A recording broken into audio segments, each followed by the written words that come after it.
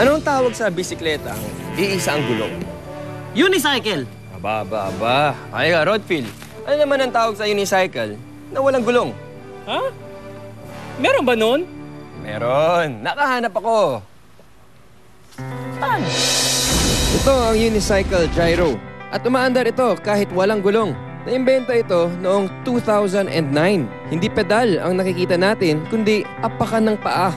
Para umandar ito, kailangan mong ipaling ang iyong weight o bigat sa direksyon na gusto mo. Kaya nitong magbalanse at hindi tutumba ang nakasakay dito. Ang nagpapaandar dito ay isang gulong na gawa sa iba't iba pang gulong. Ginamit nila ang principles ng isang gyroscope sa technology na ito. Kaya sa pamamagitan ng pagliyad, mag-move forward ang unicycle gyro. At hindi lang ito pwedeng sakyan. Pwede rin maglaro gamit ang unicycle gyro. Yan ang high-tech science na nakakabilib. Wow! Galing na!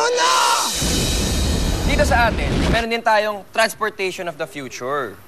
Transportation of the future. Gusto niyo ba makita? Talaga? Meron? Oo. Isabel, Charis, pakita niyo nga sa mga boys. Hi, guys. Ang ganda! Ay, teka!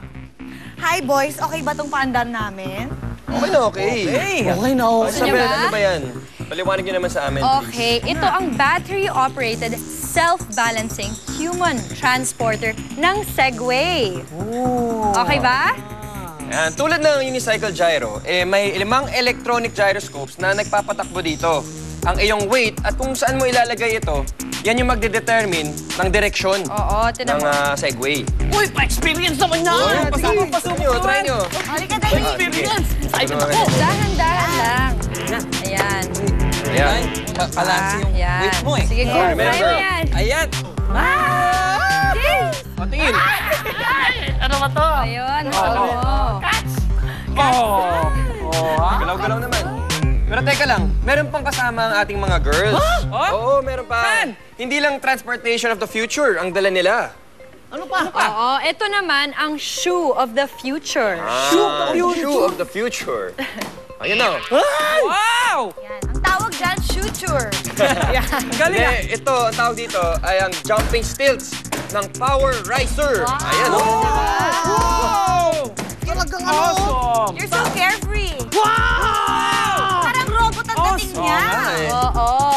Dinevelop ito para sa aerospace industry para maging sapatos ng mga sundalong may dalang mabibigat na mga gamit sa mga iba't ibang terrain. Oh guys, ito seryoso. Gravitational energy naman ang dahilan kung bakit mas mataas at mas malayo ang talon kung susot mo yung ganitong stilts.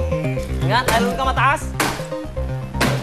Salamat at sinamahan nyo kami sa isa na namang high-tech na adventure sa mundo ng science ngayong gabi. Ako po si Chris Tew, and if they believe, I believe! Wow! Pasa. Next week sa I Believe,